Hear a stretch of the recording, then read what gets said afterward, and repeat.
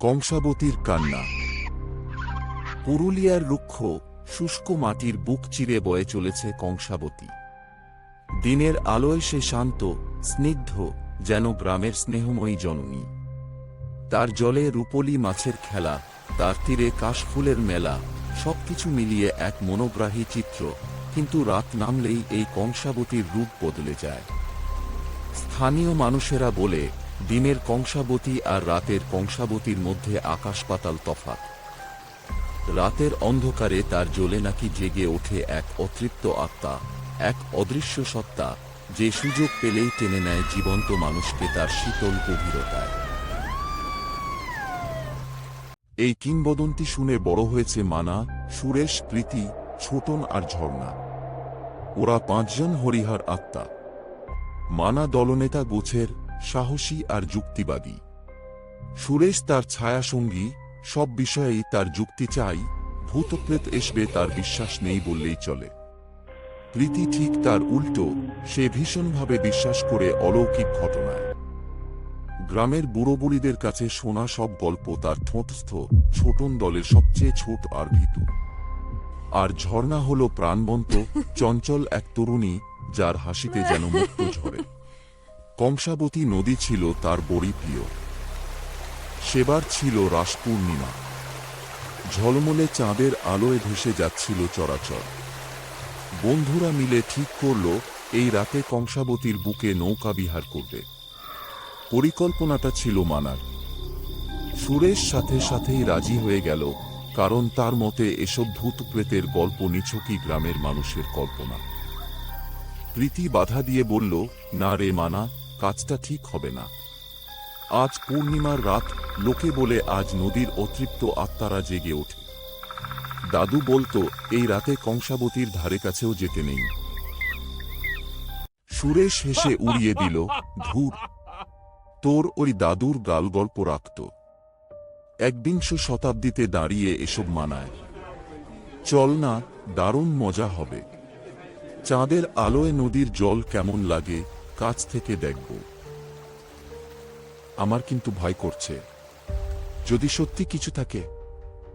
ঝর্ণা খিলখিল করে হেসে উঠল, আরে কিচ্ছু হবে না। আমরা পাঁচজন একসঙ্গে থাকলে ভয় কিসের? আর নদীর জল তো আমার বন্ধু, সে আমার কোনো ক্ষতি করবে না। ঝর্ণার এই আত্মবিশ্বাস আর মানার উৎসাহে বাকিদের ভয়টা চাপা পড়ে গেল। ঠিক হলো, রাত 10টা নাগাদ ওরা গ্রামের শেষ প্রান্তের ঘাট থেকে নৌকা নেবে। পূর্ণিমার রূপলি আলোয় কংসাবতীর জল যেন তরল পাড়দের মতো চিকচিক করছিল। চারপাশ নিস্তব্ধ, শুধু ঝিঁঝি পোকার একটানা ডাক আর জলের ছলাৎ ছলাৎ শব্দ। বন্ধুরা ঘাটে বাঁধা একটা পুরনো ডিঙি নৌকায় চেপে বসল। মানা আর সুরেশ বৈঠা বাইতে শুরু করল। নৌকা ধীরে ধীরে মাজন্দির দিকে এগিয়ে চলল। প্রথম কিছুক্ষণ বেশ মজাতেই কাটল।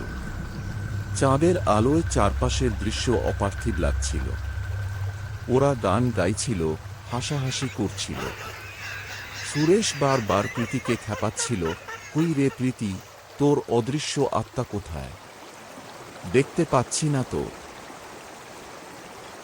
প্রীতি বিরক্ত হয়ে বলল, চুপ কর তো, সবকিছু নিয়ে ঠাট্টা ভালো লাগে না। নৌকাটা যখন নদীর প্রায় মাঝখানে, হঠাৎ করেই যেন পরিবেশটা বদলে যেতে শুরু করল। একটা দমকা হাওয়া দিয়ে নিভে গেল ওদের সঙ্গে থাকা লণ্ঠনটা। চারপাশ ঘন অন্ধকারে ঢেকে গেল, শুধু চাঁদের ম্লান আলো ছাড়া আর কিছুই দেখা যাচ্ছিল না। নদীর জল হঠাৎ করেই যেন স্থির, নিথর হয়ে গেল। বৈঠা বাইতে গিয়ে মানা আর সুরেশের হাতে টান ধরছিল, যেন জলটা ঘন আঠার মতো হয়ে গেছে।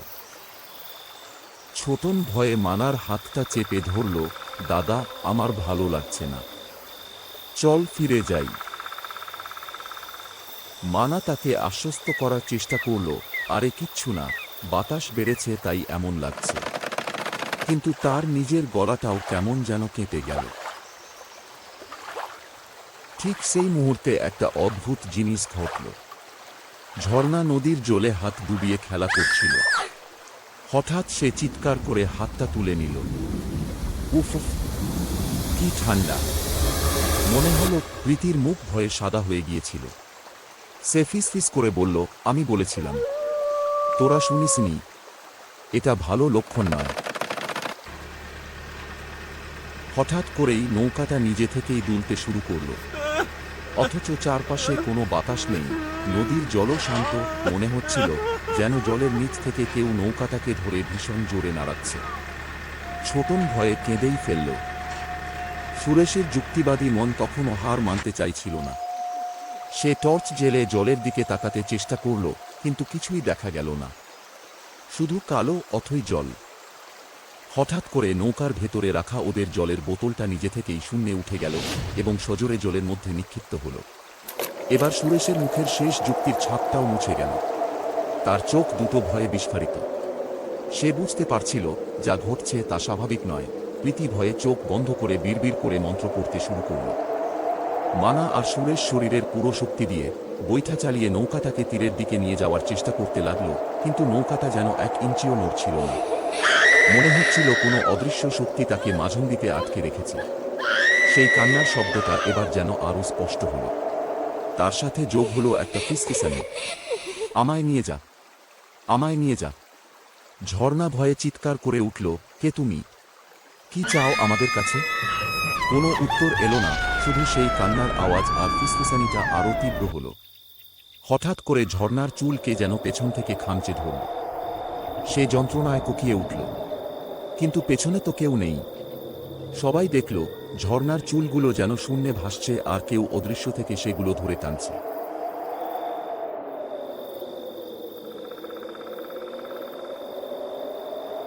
সুরেশ আর মানা ঝর্ণাকে ধরে রাখার চেষ্টা করল।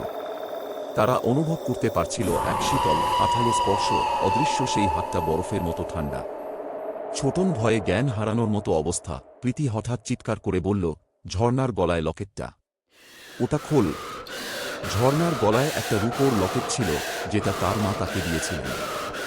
প্রীতি কোনো এক গল্পে শুনেছিল যে কংসাবতীর এই আত্মা নাকি কোনো এক নববধূ, বিয়ের দিন জলে ডুবে যার মৃত্যু হয়েছিল। সে নাকি অন্যের সুখ, অন্যের সাজসজ্জা সহ্য করতে পারে না। মানা কোনোমতে কাঁপা কাঁপা হাতে ঝর্ণার গলা থেকে লকেটটা খুলে নিয়ে সজোরে নদীর জলে ছুঁড়ে ফেলে দিল। লকেটটা জ্বলে পড়ার সাথে সাথে একটা তীব্র আর্তনাদ শোনা গেল। মনে হলো হাজার হাজার কাঁচ ভাঙার মতো শব্দ তুলে জলের গভীরে কিছু একটা ফেটে গেল। সেই সঙ্গে নৌকাটাকে একটা প্রচণ্ড ধাক্কা দিয়ে কেউ যেন দূরে ঠেলে দিল। কান্নার আওয়াজটা থেমে গেল। জলের সেই অস্বাভাবিক টানটাও আর নেই। মানা আর সুরেশ পাগলের মতো বৈঠা চালিয়ে নৌকাটাকে তীরের দিকে নিয়ে চলল। তাদের তখন একটাই লক্ষ্য, কোনোমতে এই অভিশপ্ত নদী থেকে ডাঙায় ওঠা। ঘাটে পৌঁছে ওরা নৌকা থেকে প্রায় লাফিয়ে নামল। কেউ কোনো কথা বলছিল না, সবাই কাঁপছিল থরথর করে। ঝর্ণা প্রায় আধমরা হয়ে গেছে, তার চোখ দুটো স্থির, মুখ দিয়ে কোনো কথা বেরোচ্ছে না। ছোটন অনবরত কেঁদেই চলেছে। ওরা কোনোমতে একে অপরকে ধরে বাড়ির দিকে দৌড়াতে শুরু করল। সেই রাতের কথা তারা আর কাউকে বলতে পারেনি। বললে কেউ বিশ্বাস করত না, উল্টে বকাঝকা করত। কিন্তু সেই ভয়ঙ্কর অভিজ্ঞতা তাদের জীবনকে চিরদিনের জন্য বদলে দিয়েছিল। এরপর থেকে ঝর্ণা আর কোনোদিন কংসাবতীর দিকে যায়নি। এই গল্পটি হলো একটি কাল্পনিক এবং এন্টারটেইনমেন্টের জন্য করা হয়েছে। শুধু এনজয়মেন্ট করুন। ভিডিও ভালো লাগলে অবশ্যই লাইক এন্ড কমেন্ট করুন। ধন্যবাদ।